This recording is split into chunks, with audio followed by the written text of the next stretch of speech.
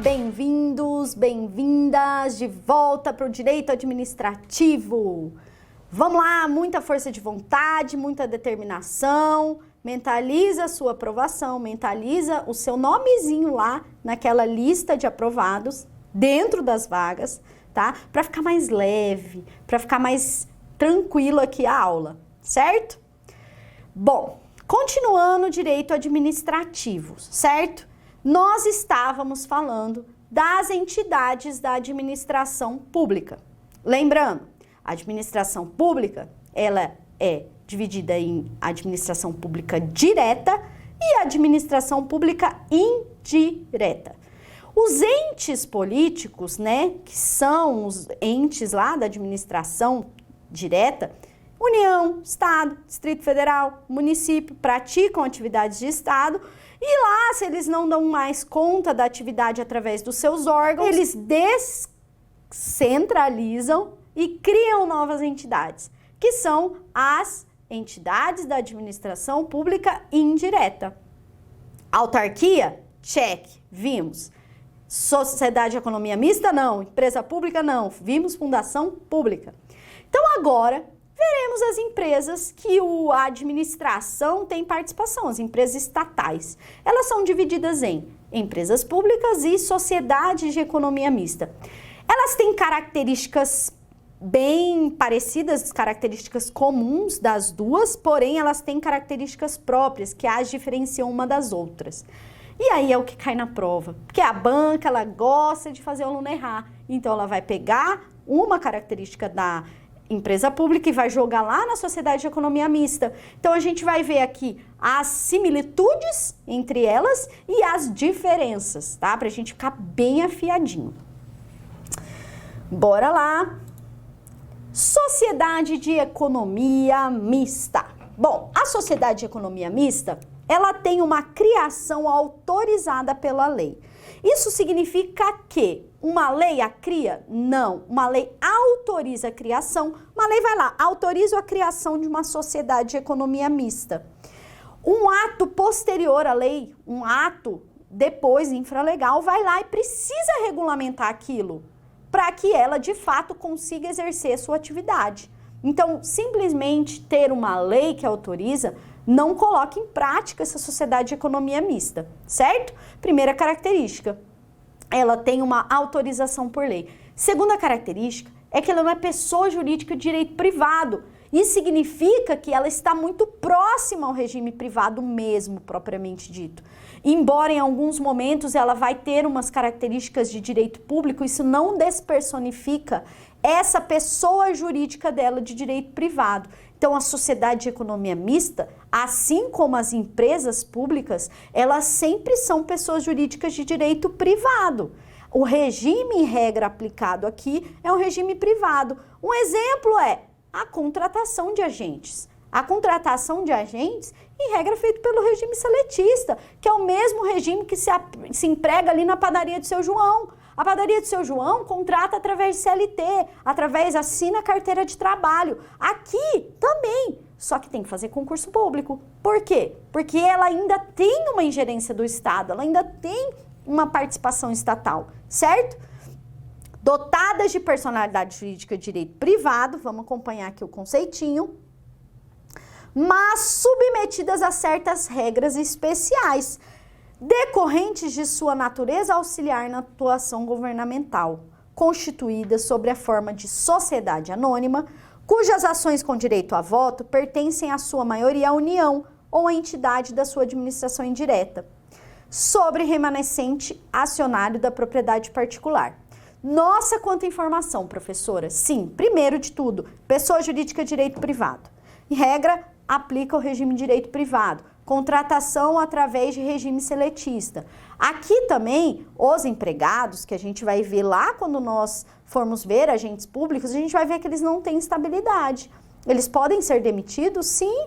Por exemplo, uma sociedade de economia mista, Caixa Econômica. Caixa Econômica Federal faz uma contratação através de concurso público, porém os seus empregados são seletistas. Tá? Eles podem ser demitidos? Sim, podem ser demitidos.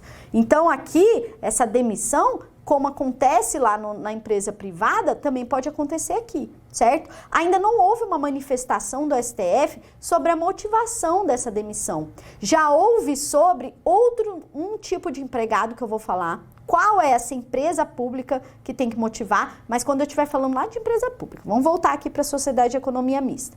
Bom, ele está falando que a forma societária é sociedade anônima. O que isso significa? Que só tem um jeito de criar, personificar empresarialmente essa sociedade de economia mista, que é SA, sociedade anônima. A empresa pública não, a empresa pública pode ser qualquer forma societária lá do direito empresarial. Aqui vocês não precisam saber quem que é sociedade anônima, o que elas fazem, como elas se formam. Por quê? Porque a questão de direito administrativo não vai cobrar isso. Só que já vi muita mesmo. Cobrar qual é a forma societária da sociedade anônima. A forma da sociedade de economia mista. A forma societária é a sociedade anônima. Qual que é o bizuzinho que eu tenho aqui? A sociedade de economia mista, ela é uma sociedade anônima. S de SA, de sociedade anônima. Então, tenta lembrar, fazer esse resgatezinho mental, certo? Vamos lá para a empresa pública. Depois eu vou trazer um quadrinho aqui, explicitando melhor aqui, para a gente colocar uma do lado da outra. Vamos só ficar aqui amparado nesse conceito. Empresa pública. A empresa pública, gente, também são pessoas jurídicas de direito privado. Ela é integrante da administração pública indireta, criada por uma autorização legal, igual eu falei lá da sociedade de economia mista. A lei autoriza a sua criação, mas a lei não cria. Então, preciso de um ato posterior para regulamentar essa lei. Só o simples fato de existir uma lei, igual acontece lá com a autarquia, não faz essa empresa pública e essa sociedade de economia mista caminhar já com as suas próprias pernas. Precisa de um ato posterior, seja lá um registro lá numa junta, qualquer órgão lá que vai amparar esse registro. Precisa de um registro posterior, precisa de um ato posterior. Para que o governo exerça atividades gerais de caráter econômico, em certas situações, execute a prestação de serviços públicos. Aqui, gente, nós dizemos que o Estado, ele nunca perde a finalidade pública. Ele pode explorar a atividade econômica através das estatais? Pode, mas ele não perde esse fio que o liga a essa essência que ele existe, que é o bem comum, a finalidade pública, tá? Características comuns. Eu trouxe aqui uma tabelinha, que nem é uma tabela, né? Sobre as características comuns, que tanto aplicável à empresa pública, como é aplicável à sociedade de economia mista. Criação autorizada por lei, que é a mesma coisa que autorização por lei, certo? Existe para exploração de serviço público ou atividade econômica. Gente, aqui é como o Estado vai explorar a atividade econômica, tá? Pode por autarquia? Não, não pode. Pode por fundação pública? Não pode. Onde ele vai ter essa participação são nas empresas estatais, tá?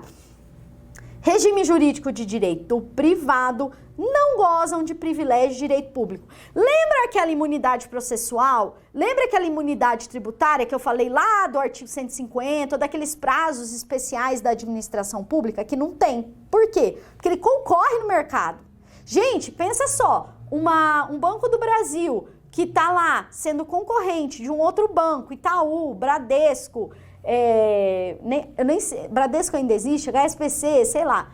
O que acontece? Aqui, gente, ele não pode ter muitos benefícios, senão ele vai desregulamentar demais o mercado, ele vai quebrar essas outras empresas. Então, não pode, tá? E principalmente onde ele não atua com monopólio, né? Então, aqui não tem essa imunidade, porque senão ele vai desregular demais esse mercado, certo?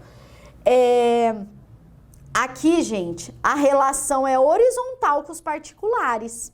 Não tem supremacia. Não, ele não tem o status de Estado para atuação ali com um particular.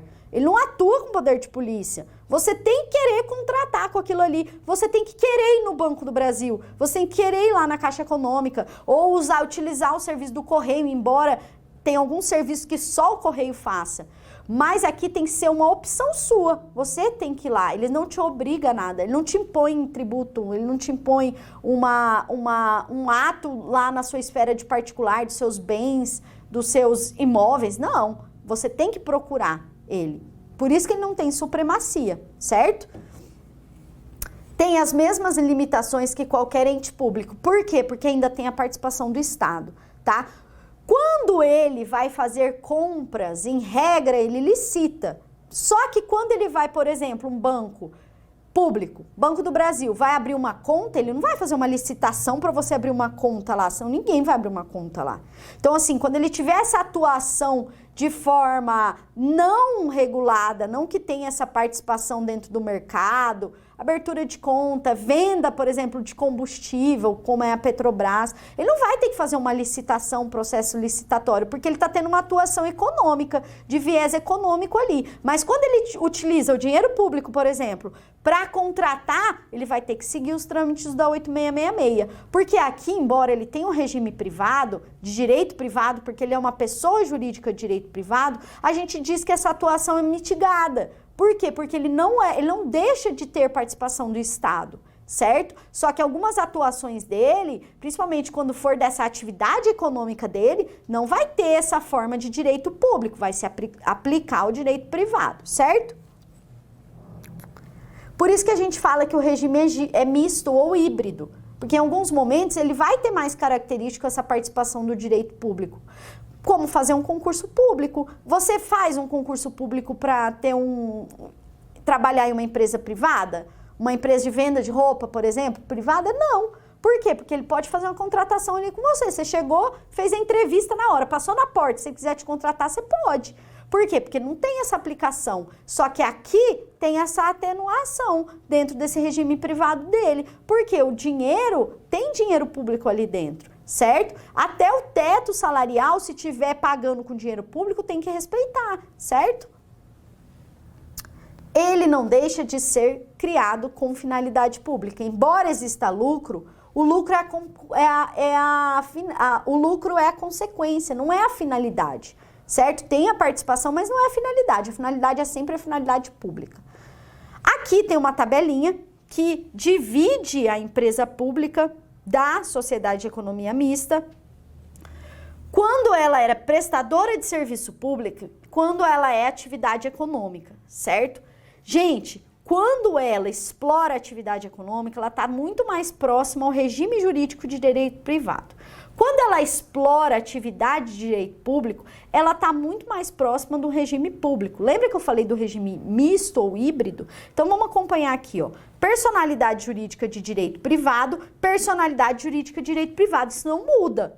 Pode aplicar até o regime jurídico público? Pode. Quando ela tiver lá o regime jurídico público dentro do misto, né? Que ela nunca é só o regime público, ela não deixa de ter personalidade jurídica de direito privado. Só quando ela tem exploração por parte do direito econômico, mais esse cunho econômico, ele vai estar mais perto do direito privado. Quando ele prestar uma atividade pública, ele vai estar mais perto do direito público. Só que aqui o regime dele, mesmo assim, é o híbrido, não é 100% público, certo? E ele nunca deixa de ter personalidade jurídica de direito privado. Já repeti isso várias vezes. Porque às vezes a pessoa pega uma empresa pública que lá tem 100% de capital público, tem um dinheiro público injetado. E o que acontece? Aplica-se é uma prestadora de serviço público, aí fala assim, ah não, mudou a personalidade jurídica. Não, gente, personalidade jurídica é sempre de direito privado, certo? Mais próxima do regime público, quando ela explora essa atividade de serviço público, mais próxima de regime de direito privado. Nos dois casos, empregados seletistas, certo? Tem que fazer concurso, mas é seletista. Aplica-se o teto remuneratório se recebe recursos do ente estatal que a criou. Aplica-se o teto remuneratório se recebe. Professora, mas eu fiquei sabendo que tem diretor na Petrobras que ganha um salário de 50 mil. 50 mil excede o teto. Aí você tem que analisar no caso concreto. Aquele salário é de verba pública?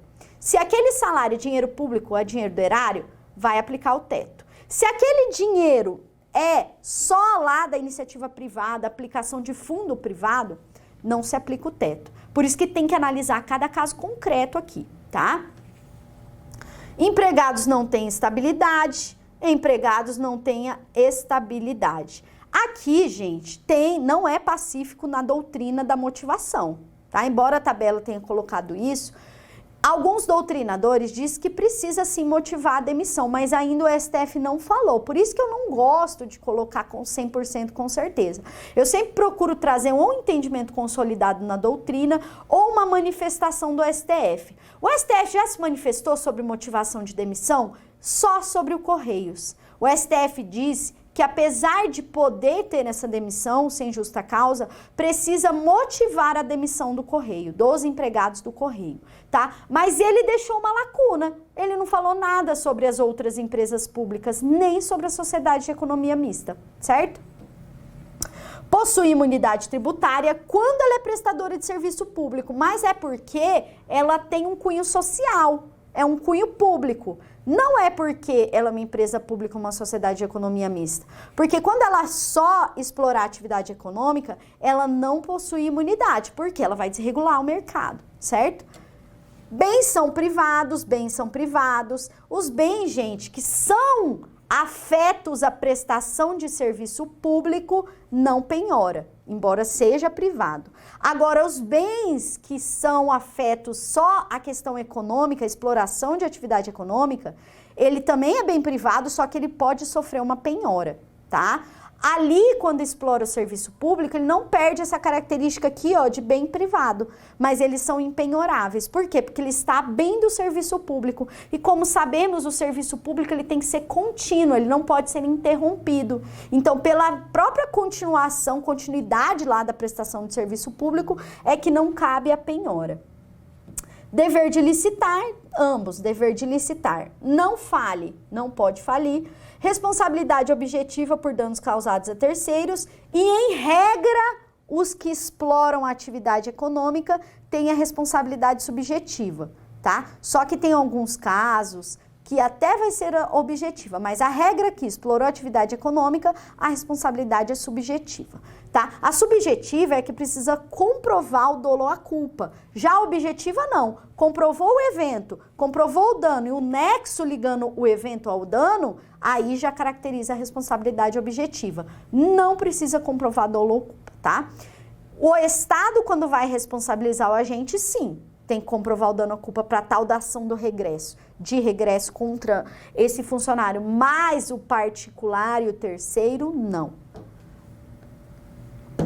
Aqui, um quadrinho muito mais tranquilo, falando da empresa pública e da sociedade de economia mista. Qual é a sua forma de organização? A empresa pública se organiza de qualquer forma societária. Já a sociedade de economia mista, apenas sociedade anônima, SA. Composição de capital. Composição do capital de uma empresa pública é 100% público. Já a composição de um capital de uma sociedade de economia mista, ele é 50% mais a maioria do Estado. A maioria é público e tem direito a voto, tá? Olha aqui. Maioria das ações com direito a voto, que tem que ser o poder público ou a pessoa da administração indireta. Foro processual. Aqui, a sociedade de economia mista, em regra, é o estadual, e a empresa pública, ela pode ser a federal ou a estadual. Isso aqui, gente, mais questão processual, creio que não cairia na prova com uma tal profundidade, assim, no direito administrativo, certo? Mas tá aqui no quadrinho para vocês, Justiça Federal, nos termos do 109, ou estadual, Distrito Federal ou municipal. Vamos para as questõezinhas para ver como é que cai na prova, para a gente sentir como é que é a incidência. Às vezes a gente dá atenção para umas coisas que não caem tanto na prova, tá? Então a gente tem que dar atenção como é cobrado. Não se apeguem tanto aos detalhes, às vezes, que você não entende, sendo que aquilo ali nem vai cair na prova. Por isso que eu falo, resolvam exercícios. Se aquilo tem uma incidência na prova, você se aprofunda naquilo. Se não tem, você passa, tá? Porque o seu interesse aqui é ser aprovado, é acertar questões, certo? ESAF, a entidade da administração indireta, que se conceitua como sendo uma pessoa jurídica de direito público, criado por força de lei, com capacidade exclusivamente administrativa, tendo patrimônio personalizado, a gente resolveu essa questão. Falou em patrimônio personalizado, falou em fundação.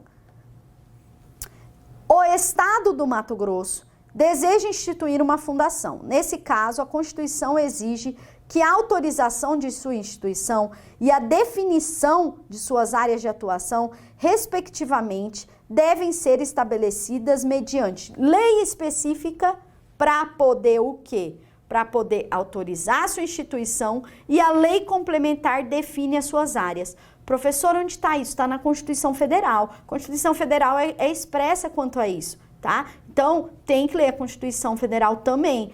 Afinal, a Constituição, além de ser uma norma suprema do Estado, a norma fundante do Estado, ela é o quê? Uma fonte primária do direito administrativo. Então, é importante ler lá a Constituição Federal. Lei específica e lei complementar. Conforme estabelece a Lei 9784 de 99, órgão é a unidade de atuação integrante da estrutura da administração direta e da estrutura da administração indireta. 5 segundos para você resolver essa questão, que essa eu quero que vocês leiam.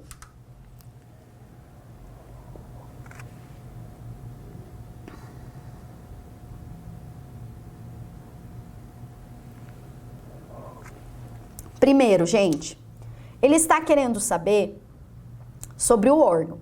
O órgão é uma unidade. O órgão tem personalidade jurídica? Não. Então, você já elimina todas que falam que o órgão tem personalidade jurídica. Detém de personalidade jurídica? Tem. Destituído, gente, quer dizer que não tem. Então, essa aqui pode estar certa. Peraí, deixa eu apagar aqui que eu fiz um risco. Então, vamos lá por eliminação.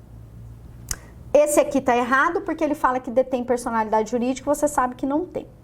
Destituído de personalidade jurídica, certo, porque destituída não possuir. Que elas não se confundem, vamos ver aqui, ó. São dotados de personalidade jurídica. São dotados de personalidade jurídica? Aqui ele está falando da entidade. Sim, ao contrário, é dotado sim, pode ser que seja essa. Peraí. Congrega atribuições exercidas, pelo qual não se confunde. Vamos voltar lá na B, ver o que está errado. Ou o que está certo. Destituído de personalidade jurídica própria está certo, tal qual as entidades que integram a administração pública indireta. Gente, as entidades da administração pública indireta não têm personalidade jurídica? Lógico que tem. Tem personalidade jurídica sim, respondem pelos seus atos, possuem seus agentes, possuem bens. Não, tem sim. Então, essa aqui está errada. A C. Que com elas não se confundem, a despeito de ser sua parte integrante. Sim, não se confunde, mas são suas partes integrantes. O meu coração se confunde comigo inteiro, só que ele é uma parte integrante da minha pessoa. Lembra que eu disse que os órgãos integram essas pessoas jurídicas, fazem parte dessas pessoas jurídicas. Eles não se confundem, não são a mesma coisa. Porém, eles têm o quê? Uma hierarquia que eles precisa existir essa entidade para que exista o órgão. Não possuindo personalidade jurídica, certo? O órgão não possui personalidade jurídica, ao contrário das entidades que são dotadas de personalidade jurídica. Tá certinha essa questão, certo? Certo, tá certo. Certo, tá certo. Letra C. Dissertou, miserável. Próxima questão, então, letra C, gabarito, FCC. A entidade da administração indireta que se conceitua como sendo uma pessoa jurídica de direito público, criado por força de lei, com capacidade exclusivamente administrativa, tendo substrato, essa aqui a gente já resolveu, gente, é fundação. Falou em patrimônio personalizado, falou em fundação. Pode ser que até seja uma questão diferente, mas a mesma coisa, tá? Determinado ente federado pretende descentralizar serviço público de sua competência, transferindo para a pessoa jurídica de direito público.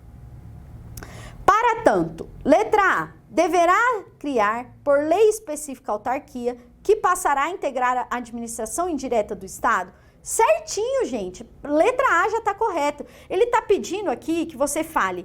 Ele quer descentralizar para poder criar uma pessoa que execute o papel do Estado. Quem é essa pessoa? A autarquia. A Autarquia, pessoa jurídica de direito público, executa o papel de Estado. Porque ele não está falando aqui de bens personalizados, ele não está falando de reunido de bens, conglomerado de bem para executar uma atividade pública ou uma atividade social. Não, ele só apenas está falando que ele quer descentralizar e criar uma pessoa jurídica de direito público. Sempre quem tem direito público é a autarquia. Não dá para você afirmar que sempre uma empresa pública vai ser uma pessoa jurídica de direito público. Então, aqui certinho a letra A. Bom, eu deixei essa mensagem aqui, né, que eu não fiz nas outras aulas, certo? Porque eu entendo que vocês precisam estar motivados. Nem sempre vocês estão estudando motivados. Não quer dizer, a motivação ela é igual a escovação de dentes, tem que renovar dia a dia. E mesmo assim, gente, eu não concordo com aquela pessoa que fala, você precisa estar motivado para estudar. Não, porque se você buscar sempre estar motivado para estudar, o dia que você não tiver, você não vai estudar. E nem sempre você está motivado para estudar. Estude apesar disso. Estude triste, estude feliz, estude com a sua vida perfeita ou imperfeita, mas estude. Aliás, se você buscar condições perfeitas, você nunca vai estudar. Porque a gente está estudando geralmente para buscar melhores condições, para buscar um patamar acima que você não tem, às vezes, nas suas condições atuais.